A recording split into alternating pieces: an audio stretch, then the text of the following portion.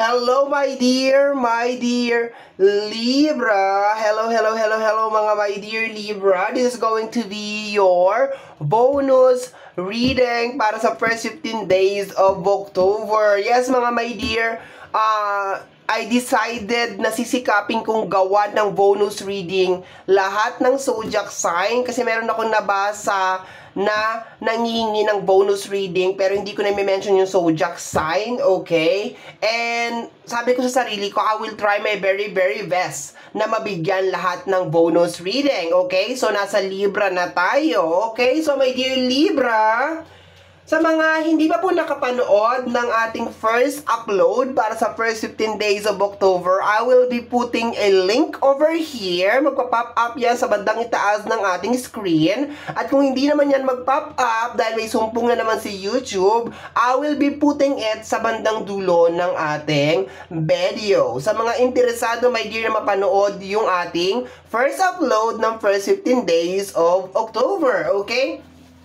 So, konting pasilip lang tayo dun sa upload, my dear. Actually, yung reading doon sa yung message doon sa first upload natin, my dear, is hating energy, okay?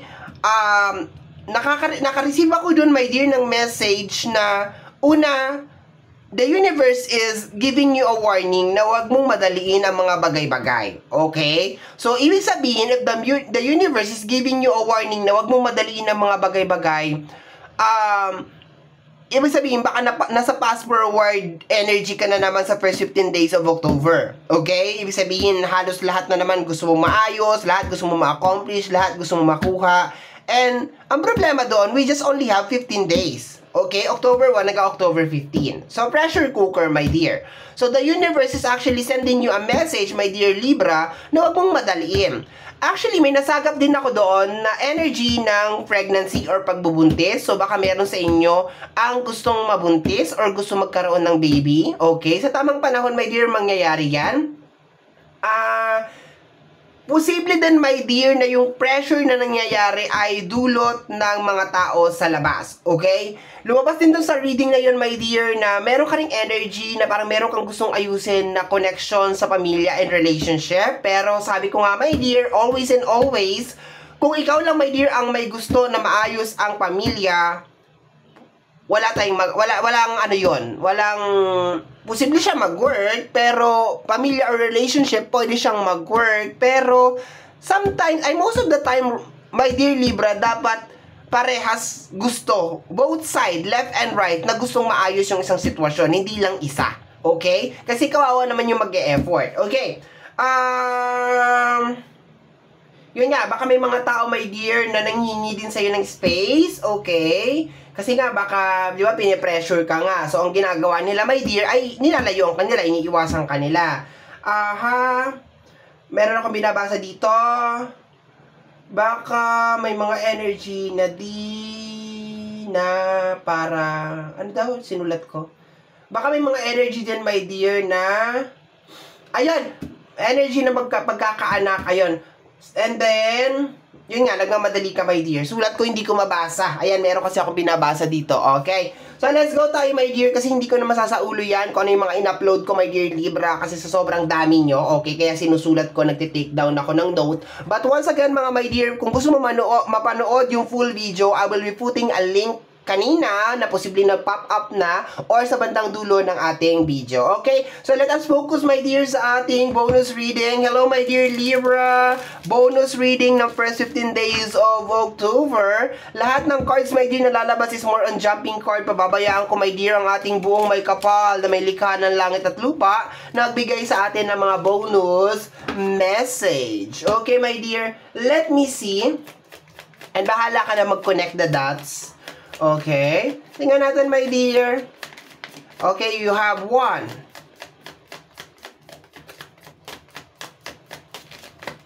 2, 3. Okay. 4. Okay, mamaya ko na kukunin yan. 5, 6. Okay. Tingnan natin yung mga nag-flip. You have 1, 2, 3, 4.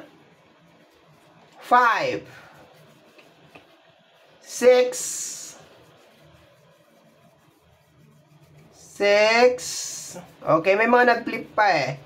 6. Okay, 7. I guess yun lang. Okay, wala na my dear. Yun lang ang mga nag-flip natin galing sa ating Hermit card. And let us see. Ang dami.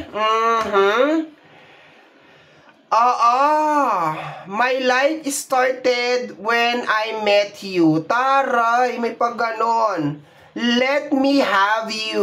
Okay, may pressure na dito, my dear, ha?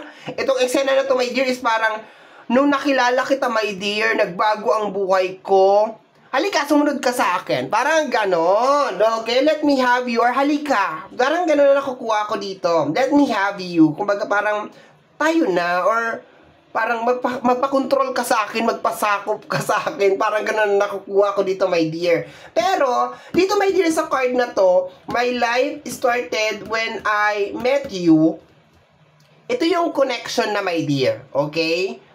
Connection ng dalawang tao, ikaw at saka isang tao pa, my dear Libra, na posible nung nakilala mo siya, or nung nakilala ka niya, posibleng reverse energy, my dear Libra, ay parang nagningning ang iyong buhay. Parang ganon yung eksena dito, my dear. Sa energy ng let me have you, this is connected, my dear, sa energy ng control. Okay, baka gusto mo siyang kontrolin. Or gusto ka niyang kontrolin. Okay, ayoko mag-focus, my dear, ng puro negative lang sa'yo. Kasi, hindi ka naman ganon, diba? Hindi ka nga ba ganon?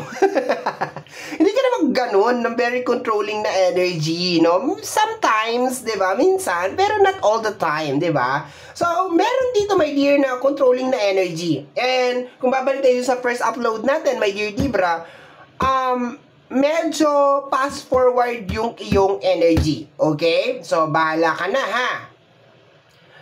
I miss you. Do you? Okay. So, meron mga tao na nanghingi sa'yo ng space. Okay?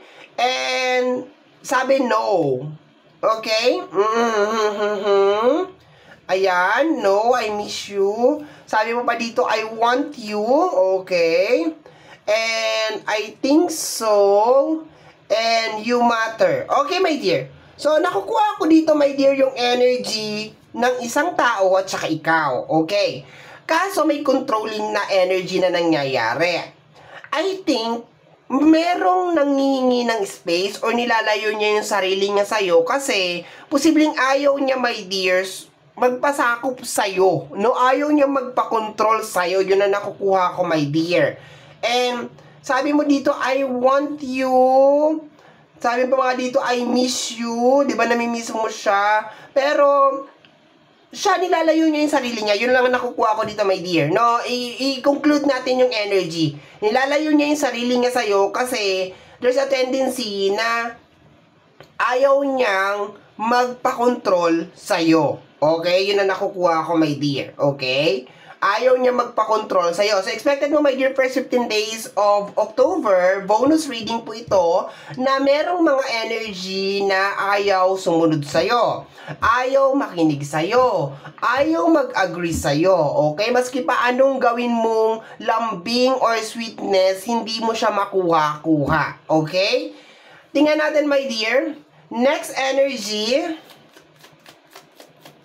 Lahat ng cards po natin ay na pre-shuffle na earlier. So, no need to babad-babad. Okay, meron kang 3 cards over here. We have here energy of loss, energy of relaxation, and energy of conflict. Ayan na. May away na nang nangyayari. Kasi nga, my dear, hindi mo makuha yung gusto mo. Okay? You feel na parang you lost. Loneliness pala to, rather. Loneliness, okay? Parang pakiramdam mo siguro, my dear, na alam mo yun, dahil hindi mo nakukuha yung gusto mo. Kasi sabi mo dito, let me have you, no? So, doon na lang ako magpo-focus, my dear, na ayoko nang palawakin itong reading na to kasi baka maging komplikado pa yung message. Doon na lang tayo, my dear, sa energy na parang meron kang gustong makuha, tapos meron mga tao na ayaw kang suportahan doon sa bagay na gusto mong mangyari. Doon na lang tayo mag-focus. Energy ng conflict, ito na yung hindi pagkakaunawaan, okay? And energy ng loneliness, this is more on energy ng emptiness kasi nga parang nilalayuan ka nga ng mga tao, 'di ba? Humingi ka ng favor or nanghingi ka ng support, ayaw. Pero sinasabi naman dito, my dear, relax. Sabi nga doon sa first reading mo, sa tamang panahon, makukuha mo rin yan. Bakit kasi naka-fast forward ka? Nakakainis ka naman kasi. Okay. Let's go, my dear. Next reading, my dear, is posibleng may mga away na mangyari, hindi pagkakaunawaan, my dear. Okay, so ikalma mo yung utak mo. Relax. Okay, you have 1 card, 2 cards. Okay, 2 cards ka lang dito. Okay, we have here the energy that I hide beyond material things. Okay, so ikaw to, reading mo to. I want you. Eto ka na naman, my dear. Talagang yung gigil mo talaga, my dear, na makuha yung isang bagay, nandoon talaga. Talaga yung pressure talaga, my dear, na gusto ko to, gusto ko yan, gusto ko yon. Eto, my dear, I hide behind material things. Ito yung expected mo rin, my dear, na baka yung may mga lungkot, kasi meron ka ditong energy ng loneliness, na baka ibaling mo, my dear, sa material. No, bumili ka ng ganito. Alam mo yun, parang i-convert mo yung sadness mo. Kasi nakakaramdam ka dito ng sadness na dahil hindi mo nga nakukuha yung gusto mo. Pero, parang nakukuha ko, parang nag-a-add lang siya, my dear. Nag-a-add. The more ka nagdadagdag ng mga bagay na gusto mong mangyari, the more na nagkakaroon ng pressure, okay? Yun ang nakukuha ko, my dear. So, once again, my dear, yung mga bagay na gusto mong mangyari sa buhay, ipagkakaloob din naman sa'yo yan. As long as, number 1, maging consistent ka in doing something para ma-achieve yung bagay na yon. Consistency. Yan, yung pagiging consistent, yung everyday, para ma-achieve yung gusto mong mangyari, gumagawa ka ng paraan. Okay? Kung tao man to, my dear, hindi mo mapipilit din yung tao na parang makuha mo or umanib sa'yo or makipag-collab sa'yo or something, or mahalin mo ko or suportahan mo ko. Hindi natin mapipilit yun, my dear. Okay? Kasi most of the time, my dear Libra, ang tao, I will be very, very honest lang, my dear, ha? Ang tao, my dear, saka ka lang sinusuportahan pag meron na silang nakikita. Pag meron ka nang na-achieve, pag meron na nangyayari sa buhay mo, no? Kasi successful ka na, kasi yung mga sinabi mo sa kanila or something nangyayari na. That's the time na makakakuha ka ng support. That's the time na magugustuhan ka na ng mga tao kasi may nangyayari na sa buhay mo. Pero habang wala pang nangyayari, my dear, sa buhay mo, asahan mo, my dear, na ang hirap makakuha ng support galing sa ibang tao, sa pamilya mo man yan, or kahit minsan, my dear, sa karelasyon mo, ang hirap, my dear, makakuha ng suporta, kahit sa friends. 'Di ba? Ang hirap makakuha ng support. Ang sasabihin ko lang sa'yo dito, my dear, kung meron ka mga gustong mangyari, yun nga, pagiging consistent para ma-achieve yung bagay na yun, okay? Focus doon sa bagay na yun. Of course, yung patience, 'di ba? Yung haba ng pasensya, my dear. Napaka-importante niyan, my dear. And wag mong sayangin yung oras mo na parang i-prove yung sarili mo sa iba. Wag mo, ay maganda to kasi pag ginawa natin to, ganito, ganyan, ganyan. Wag. Gawin mo na lang, my dear Libra. Okay? Gawin mo na lang kasi nasa fast forward ka dito na energy. Sige, papasok ko to. Sige, hindi talaga ako normally talaga nagpo-focus talaga sa energy ng love kasi ang dami naman nag-upload talaga ng love reading over here. Pero pakiramdam ko parang meron ka ring tao na gusto mong bumalik sa'yo. Okay? Pero parang hindi pa siya prepared, my dear, na bumalik sa'yo kasi nararamdaman ko dito, my dear, na ayaw niya sa ugali mo. May problema siya sa ugali mo. Parang hindi niya maano yung ugali mo. Yung mayroon ka parang attitude problem or something. Para sa kanya, ha? Para sa kanya. So, parang hindi natin siya mapipilit, my dear, na parang bumalik sa'yo or suportahan ka or maniwala sa'yo kasi hindi ka nga niya nagugustuhan o hindi niya nagugustuhan yung ugali mo. Okay? So, yun. But so far, relax, my dear Libra. Kumalma ka. Ikalma mo ang iyong sarili, my dear. Okay? Huwag masyadong i-pressure cooker ang iyong sarili. Okay? And just in case, my dear, na walang tao na sumusuporta sa'yo, as long as naniniwala ka sa sarili mo, ay naniniwala ka sa mga bagay na gusto mo mangyari, hindi mo kailangan talaga na, oo, yes, it will be nice kung meron mga tao na gustong sumuporta, di ba? Pero kung wala naman, my dear, it's okay. Di ba? Mas maganda na yung ganyan yung nangyayari kaysa naman meron mga tao na kunyari sinusuportahan ka pero hindi naman, 'di ba? Yung mga plastic na energy. Okay, let's go tayo, my dear. Let's go. Jumping card lang tayo. We have here the Four of Pentacles. Dalawa na yan. Okay, tatlo na. Okay, we have here the energy of the Hermit. We have here the energy of the Four of Pentacles and the Five of Wands. Okay, actually nauna tong Four of Pentacles, tapos sumunod tong Five of Wands, and then nahuli yung Hermit. Okay, I think may mga issue din na may kinalaman sa usapin ng pera, my dear Libra. Ayan, oh. So may tension nga talaga, may conflict dito, may Five of Wands ka dito. So, ayun, my dear, I think medyo meron talagang mga issue regarding sa energy ng pera.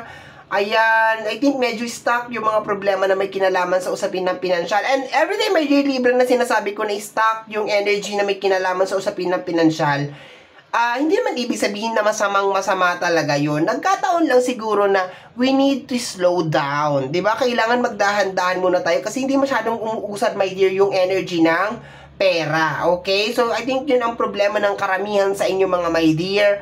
And you are expecting siguro, my dear, that you will be receiving support galing sa mga tao sa paligid mo, but parang wala silang ginagawa, okay? Number one, ayaw din nila magpa-control, parang ayaw din nila ma-involve sa kung ano yung mga bagay na gusto mo. Bahala ka dyan, Libra, okay? Parang ganon na energy.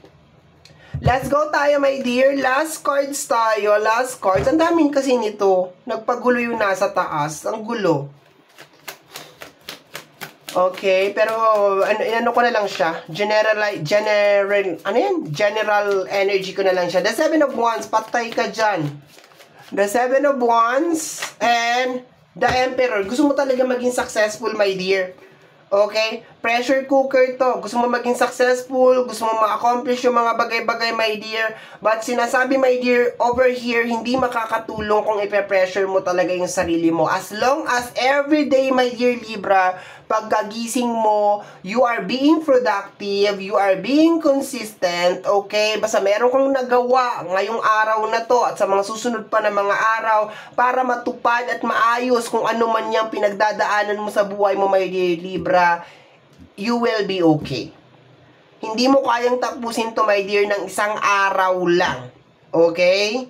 Hindi mo kayang tapusin to ng from October 1 hanggang October 15. Hindi pwede. Hindi kaya talaga, my dear. And if you are expecting some support sa mga tao sa paligid mo, my dear Libra, tas ayaw naman nila mag-support or ayaw nila magpa-control, huwag mong sayangin yung energy mo doon. Okay? Lalong wala kang magagawa, my dear, kasi doon ka lang nakafocus. Ay, ayaw ko suportahan ni ganito, ayaw maniwala sa akin ni ganito, ayaw ko tulungan ni ganito. Masasayang yung energy mo, my dear. Okay? Kahit sabihin mo pa sa akin, my dear Libra, na ako nga todo support ako sa kanya, ikaw yun. Diba? Minsan kasi, my dear, hindi natin ma-expect din na kung anong ginagawa natin, maganda sana kung merong give and take. Pero hindi din natin kasi, my dear Libra, minsan ma-expect na kung anong ginagawa natin sa iba ay gagawin din sa atin. Okay? Lalo na kung, 'di ba, sabi nga kanina, merong tao na parang may problema siya sa ugali mo o hindi niya gusto yung ugali mo. But so far, my dear, relax. Hinga-hinga, my dear Libra, first 15 days of October. Okay. Yung mga bagay na gusto mong mangyari, makukuha mo rin yan. Mangyayari din yan sa tamang panahon. Okay? So, my dear Libra, yan ang reading mo or your bonus reading para sa yung first 15 days of October. Somehow, my dear, kung nagustuhan mo to, especially kung napadaan ka lang, don't forget to subscribe. Pakiclick lamang po ang notification bell para ma-update ka sa aking mga upload, and free to like, free to share, free to comment sa lahat ng ating mga videos. Once again, my name is RJ, also known as Apo J. Maraming salamat po, and until next time, bye-bye. Thank you, my dear.